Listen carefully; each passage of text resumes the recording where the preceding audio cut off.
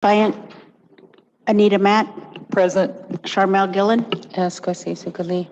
Carol Langford, Len Tooteeth, Bing Matt, Ellie Bundy, Martin Charlo, Present. Mike Dolson, I'm here. James Steele Sr. Mike, could you start us out with a prayer, please? Ask question, everybody. Creator, in your all-powerful, all-knowing, and all-loving way, please bless all of us today as we do our business for the tribe. Have everybody with special intentions in your foremind to give them all blessings. Keep us safe, especially in this time of real heat and a lot of fire danger. We ask this in your name, amen. Thank you, Mike. We have a set of minutes from July 27th.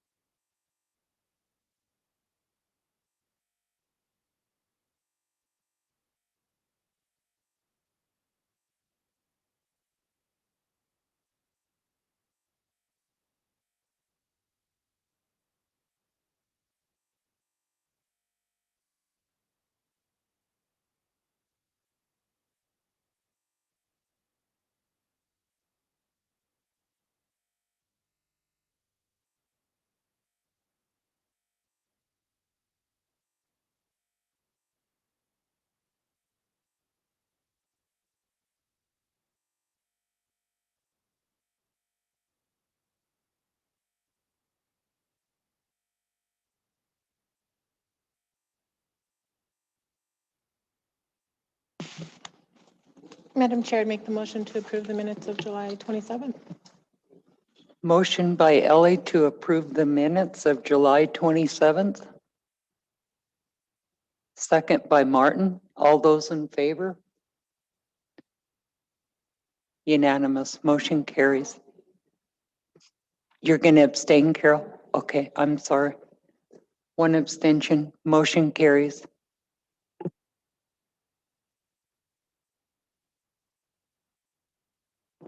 Okay, and we've got the agenda with one walk-in. Does council have anything? Carol, you got something for later? Anyone else? Okay, look for a motion to approve the agenda with the additions. Motion by Ellie, second by Bing. All those in favor? Unanimous. Okay, our first issue is our fire update. Bob, Art.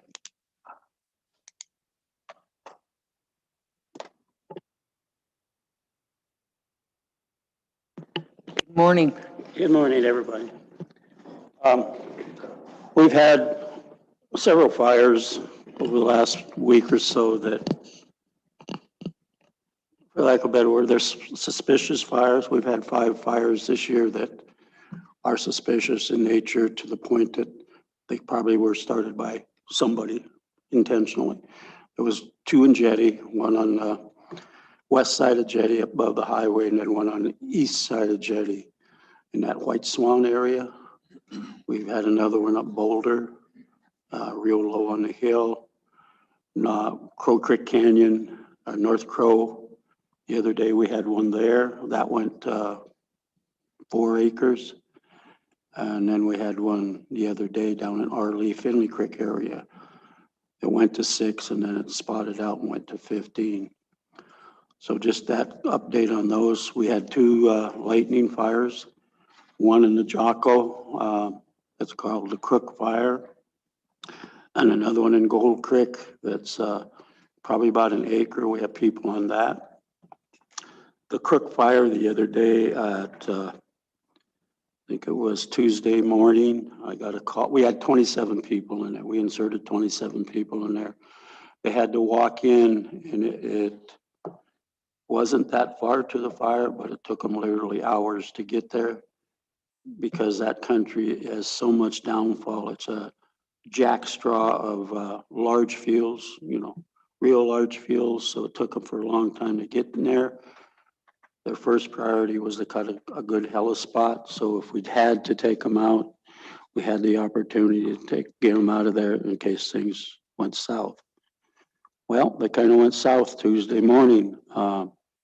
So we had to call another ship in from Missoula to get these 27 people out of there. There was no way for them to walk out because it took them too long. The fire burned very active. It was in a thermal belt. The fire burned very active all night, and it got to within roughly 100 yards of their camp. So it was time to pull them. So we pulled them out, pulled everything out of there. There is no place safely to where we can deal with this fire with putting people in and trying to stop it to some degree. There is a map, I guess.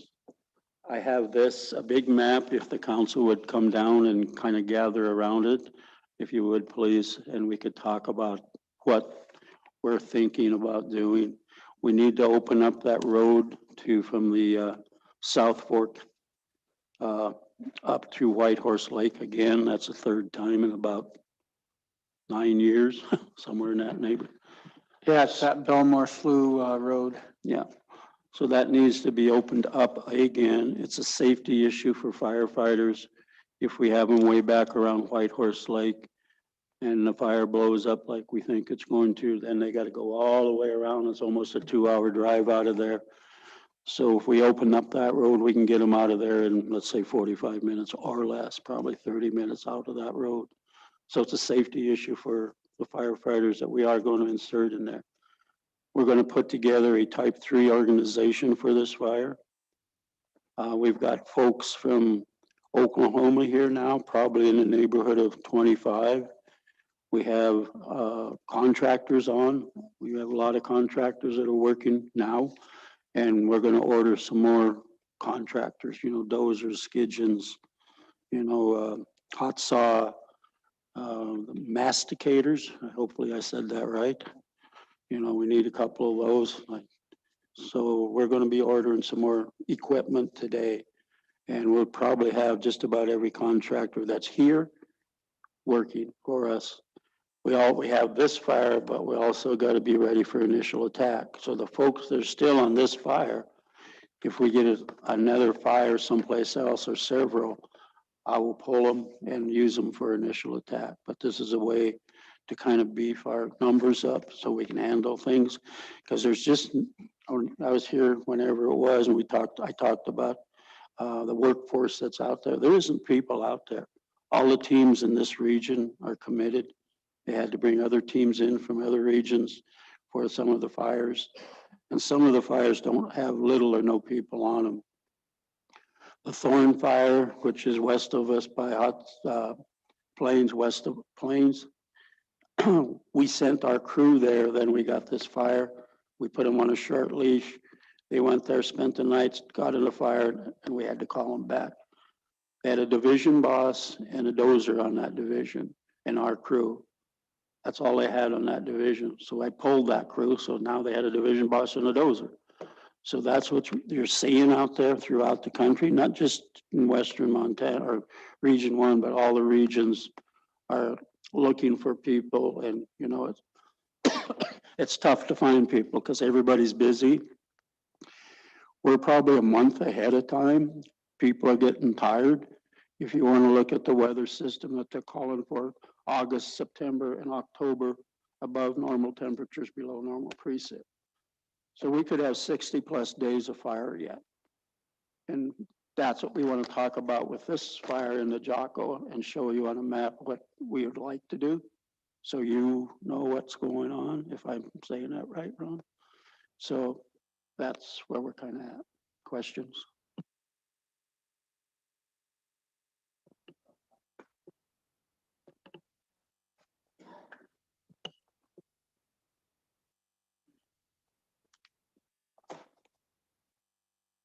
It's easier to talk to a map.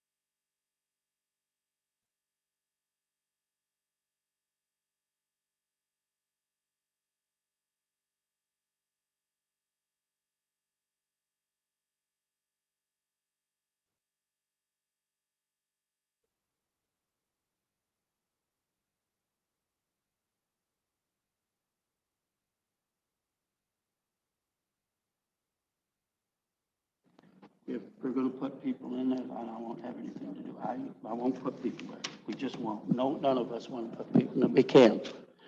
We can't put people in there at all, or because of the fuel loading, the fire intensities we're seeing this year.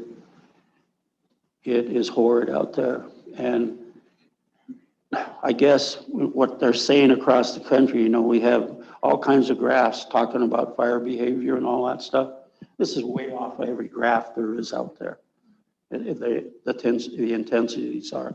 Ron is showing you where we're at with the ERCs.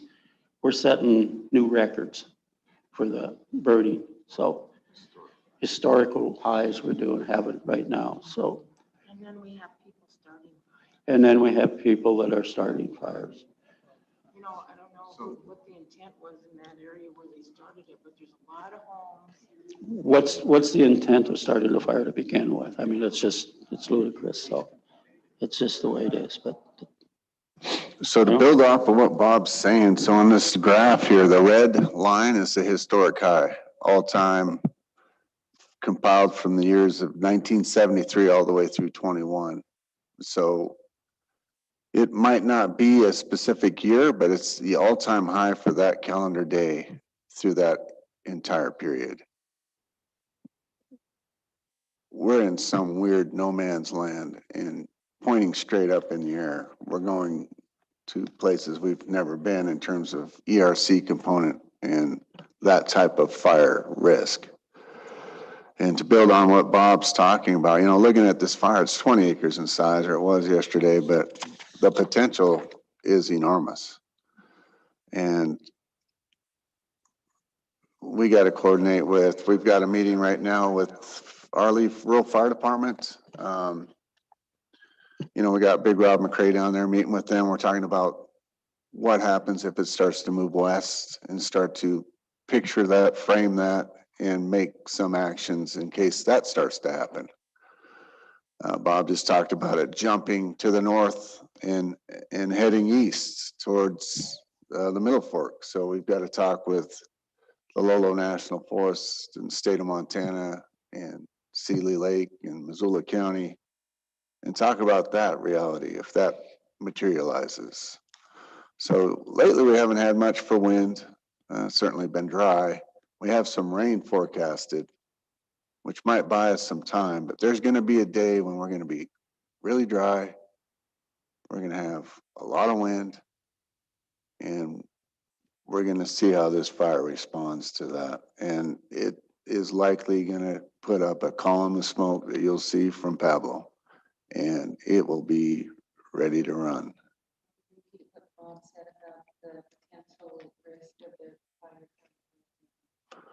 Oh, what Bob was talking about? Yeah, I mean, they've seen some crazy things this year. I mean, Montana's not the only place that's seeing this, whatever, climate change, whatever it is. But they're talking about it generates its own weather, its own storm, its own lightning, the columns.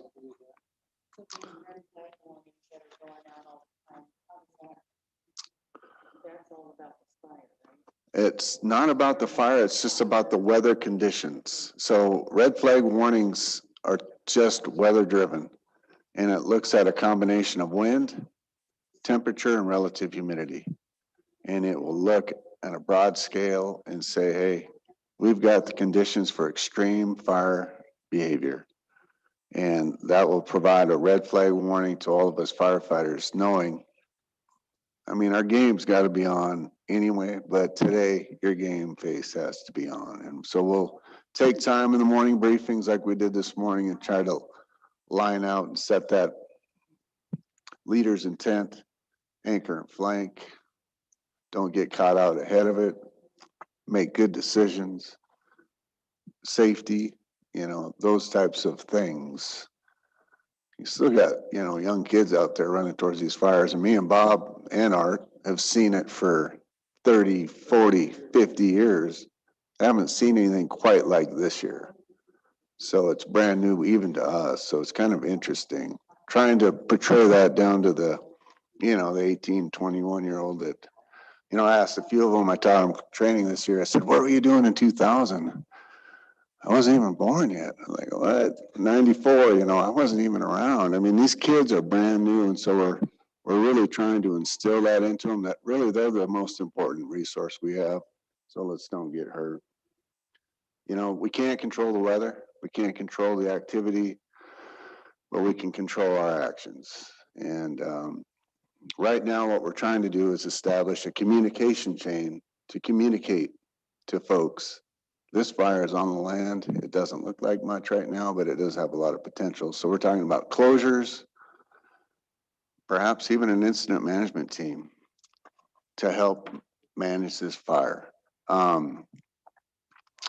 Joint delegations of authority with resources, with agencies that are miles away from this, just knowing, you know, Jocko Lakes ran 8 miles in 24 hours. We watched Liberty run probably 4 or 5 miles in 4 or 5 hours.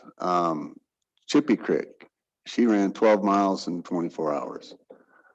And we're drier and more exposed now with this fire that we've got.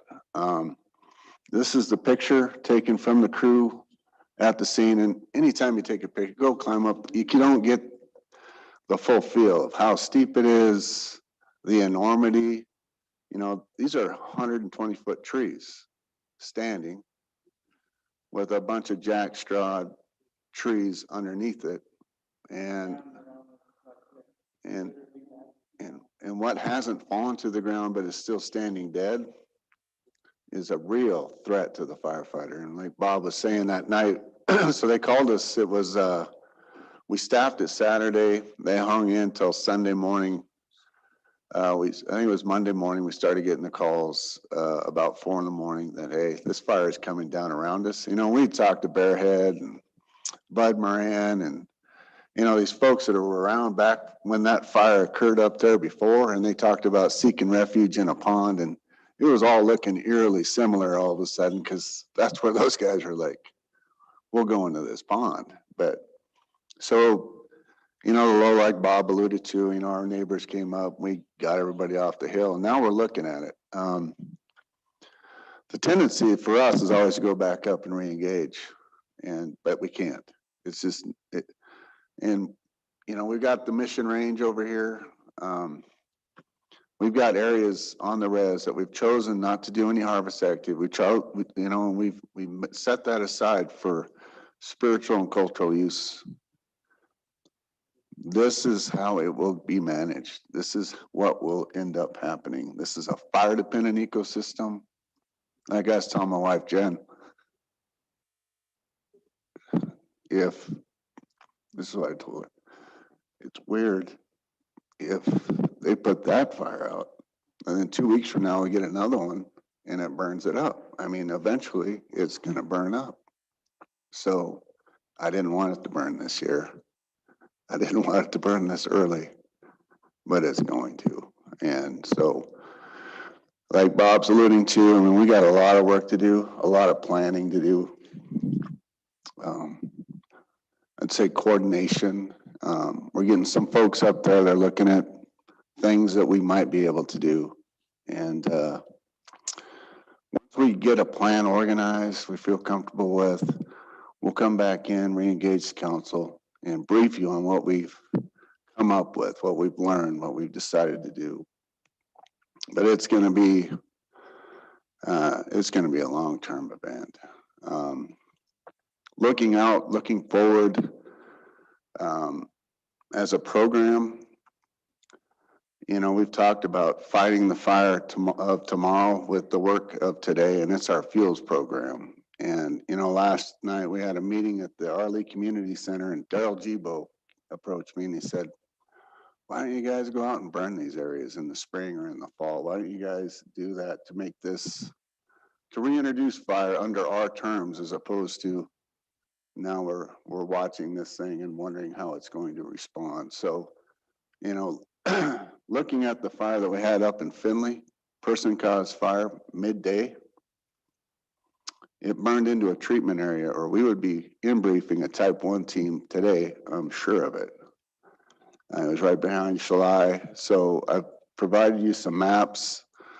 That's the fire burning into our treatment area. It started spotting a quarter mile ahead of itself and started to really start to go. And it hit into a treatment area, laid down on the ground, surface fire where we could go in and get around it, or we would have 2 large fires that we'd be talking about today. So looking at that, looking out, futuring, prescribed fire, fuels treatments, because we can protect the resources that we want to protect before the fire occurs.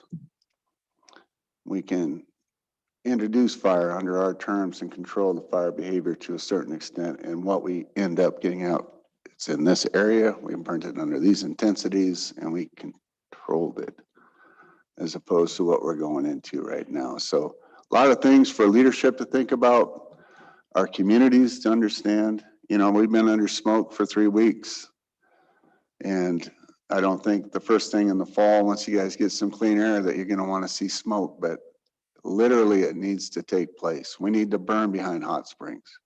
We need to burn along this front here at the missions, around those homes that are in our buffer zone.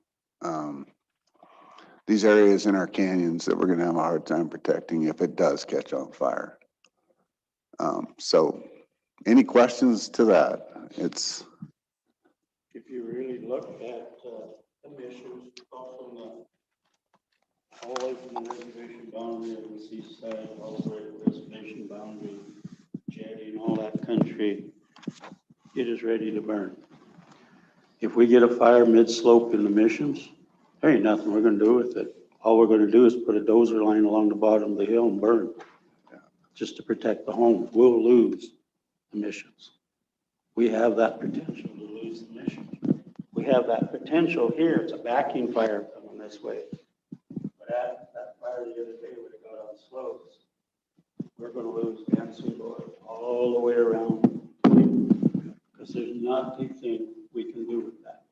Put a dozer line in the bottom at the toe of the slope, or we cannot put people in there.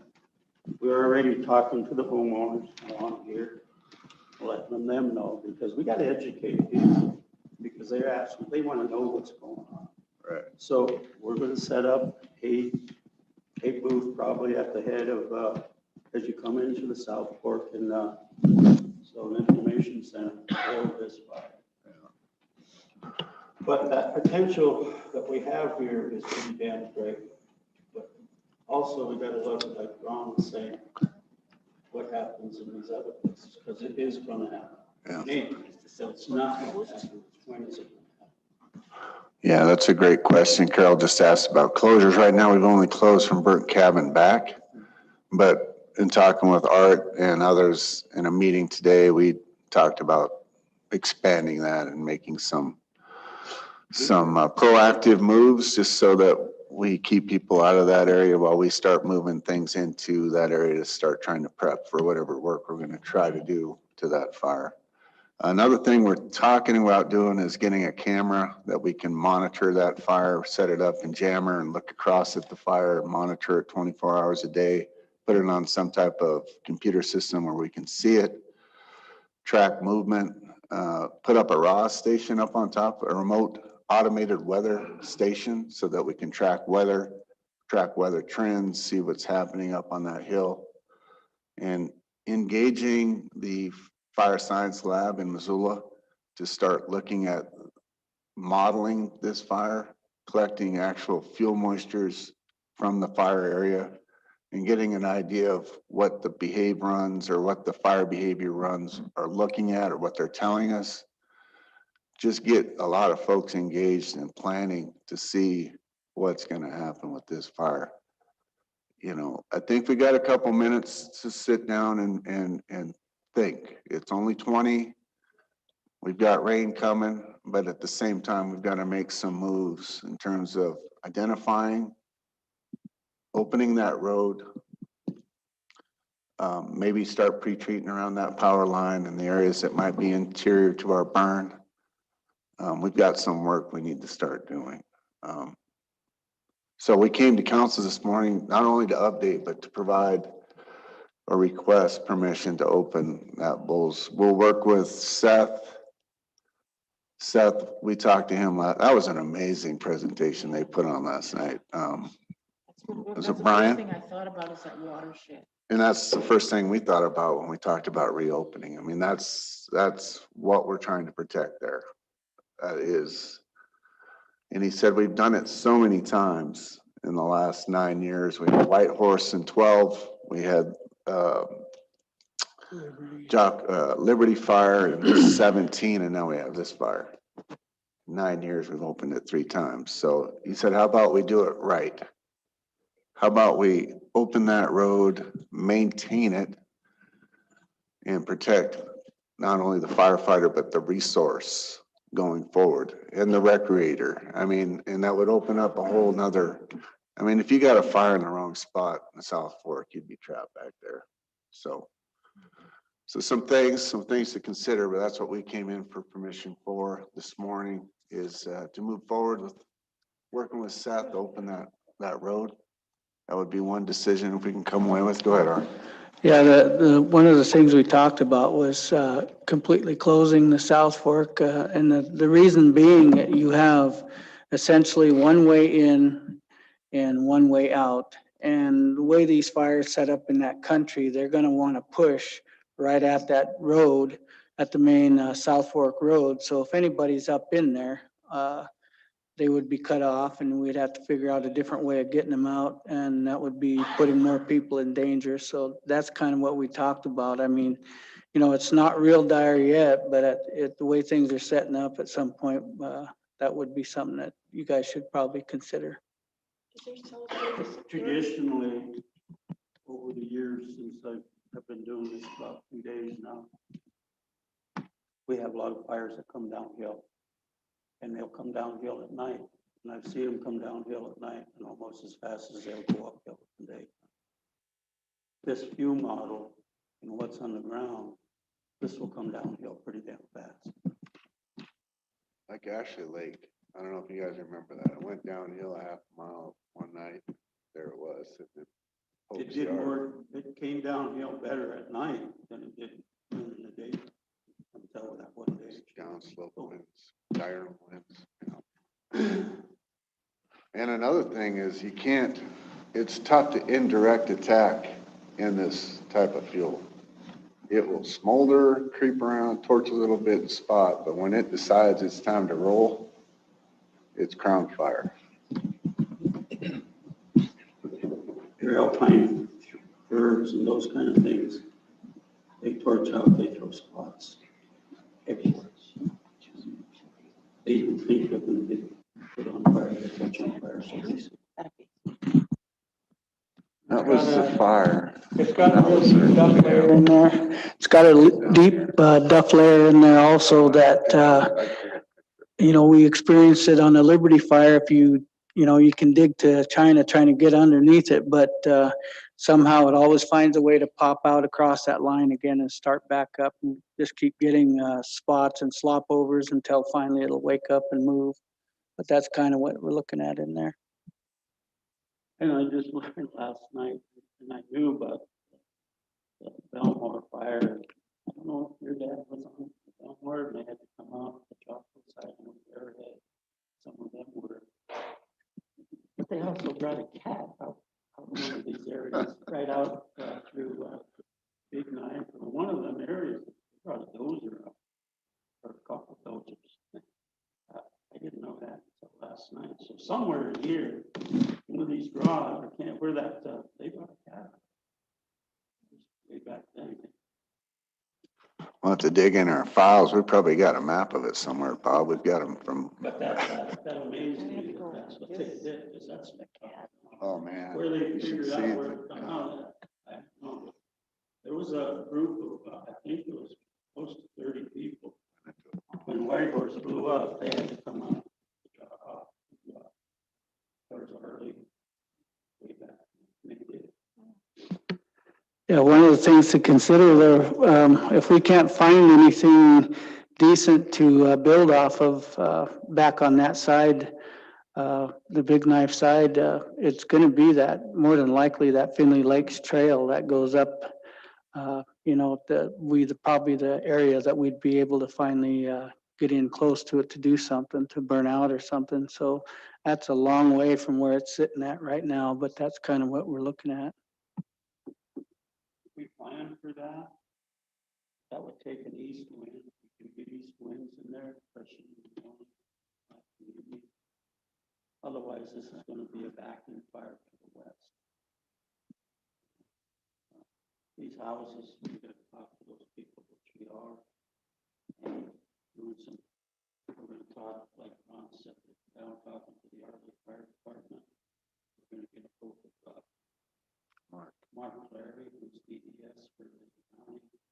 Talk to him about get him involved in these meetings and see what the other fire departments can give us. The fire departments on this reservation have been outstanding. They have saved us big fires because of their response time and what they've done for us. So I can't say enough about the fire departments. Yeah. They have done an outstanding job. If it wasn't for them, we'd have a lot of big fires. Right. They're here, they will help us to know when we get calls from Jack Black to everybody else, hey, what do you need, what do you need? And these guys are volunteers.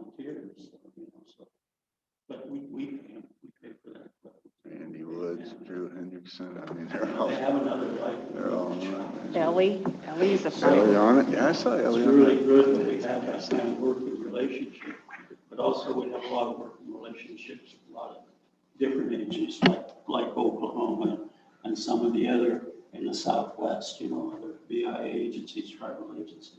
And Lolo's been our friend. big Lolo's time. been our friends this year and have helped Big us time. tremendously. Scott We get a Shank. helicopter, we've gotten a heavy phone, because just, so we've got some good neighbors and good people. State of Montana, yeah. Not to add to the doom and gloom here, but another thing to consider is we just pretty much finished up Eva Paul logging sale, and we have a bunch of decks down in here. Down on this prairie where that old house is, and then up through here, all the way up to the canal going up towards North Fork. So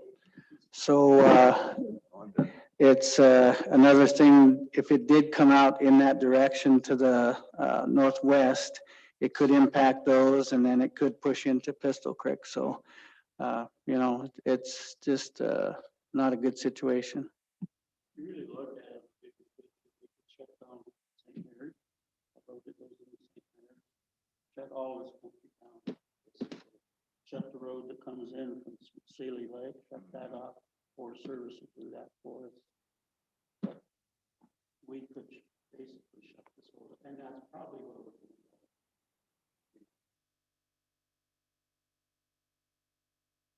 There's a lot of people, this road, holy cows, It's a highway not now. quite like 93. There's a lot of people. So that the use two that. actions are Open White Horse worked with Seth. Open White Horse. Yes. and close the job, go to, Fillmore Fire Road. Belmont Fire Road is what we want to open. okay, that's the one that goes That's at the one gate we're talking that goes about. back up. Yeah, Yeah. yeah, okay, Belmont Fire, thank you, Tom. I remember that. All right. For some reason. We're we gonna didn't work with- open that. Like Ron said, we'll work with Seth, who's the water Well, it's person, right in and the water. fisheries, and everybody that we need. You guys, everybody we want to get involved with this, we need to work on other resources, get natural resources, so we want them involved with some of these decisions too. We need to keep everybody informed and make a good communications to the general public. So that's our goal. Question, what kind of time frame or timeline are you looking at as far as extensive closures in that larger area? If you're at about 20 acres today and you're looking at that potential, what kind of timeline might that be? Probably the first of next week. Okay. To be honest with you, we'll talk about like plan art. Art's gonna probably be the IC3 on this, so we'll talk about a plan, what we're gonna do. Within that plan, we'll start talking about, we need to close this, and this. It could be earlier than that, but I'm thinking about the first of next week, we'll probably come and say we're going to close. So we put a pretty good team together right now of resources, and we're gonna start pulling in more and really start formulating a comprehensive plan, because it is gonna be huge. What we can't forget about is initial attack. We are gonna order people for this fire, but if we start getting other fires that are more priority to them, we could pull from this fire. So that's the thing that you need to understand too. Yeah, you have this. I ain't saying it's a low priority, it's still a priority. But something out in the valley might become a higher priority as a structure, infrastructure. So we could pull from this. Yeah. Just like the other day, we was dropping retardant on this. We got the Finley fire. I pulled all our air resources off this fire because that was a higher priority for the structure. And we'll do it. Thank you.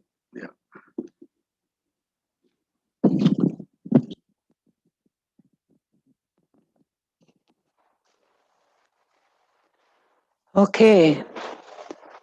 So your request for the day would be to work with the resources and open that road. And then you'll bring us the plan back? early next week for the rest of the long term. Right, yeah, we'll come back and re-engage council and talk about the decisions and the pinch points that we've decided to go with on this particular fire. You know, it could evolve over time, but we'll give you that first look at what we're looking at. But yeah, we'd like to open that road. It's a critical piece to the firefighter safety and maybe our first intersection with that fire, first attempt to check it in place. So looking at that, that would open up to about 2,000 to 3,000 acre burn.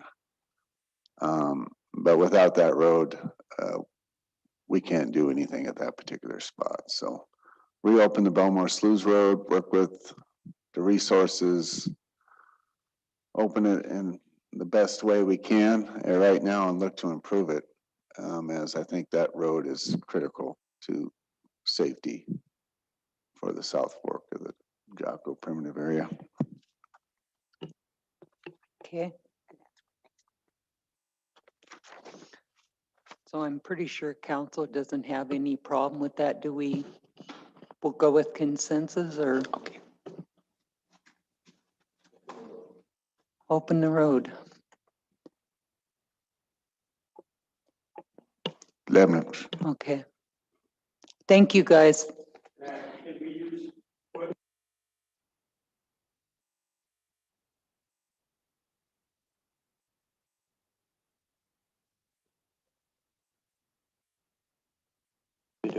I think you have to do what we need to and Okay. come back in with the rest of the plan Okay, like I on the said, closures and the other different entities that'll be involved. Anita? So go ahead, Carol. Yeah, I'm I sorry. think it needs to be action because it is a policy change, because that was a closure. And using equipment. I agree that has to, I would think, need to be a motion rather than a consensus because Okay. it is a policy change for using equipment in the primitive area. Okay, thank you. So do we have a motion to have them open the road, the Belmore Road? Motion by Carol, second by Bing. All those in favor? Unanimous? Madam Chair, Go ahead, I don't Sherman. know if the motion should state that we're authorizing use of equipment specifically, not just opening the road, but equipment and all resources allowing access. Would your action include that, Carol? Okay. Okay, thank you, guys. Be safe out there. Thank you.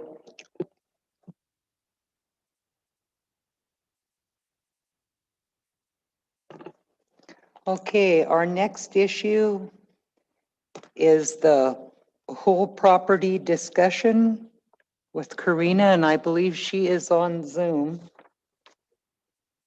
And I think we got Lance here as well. And I believe that we'll want to go out of regular and into executive.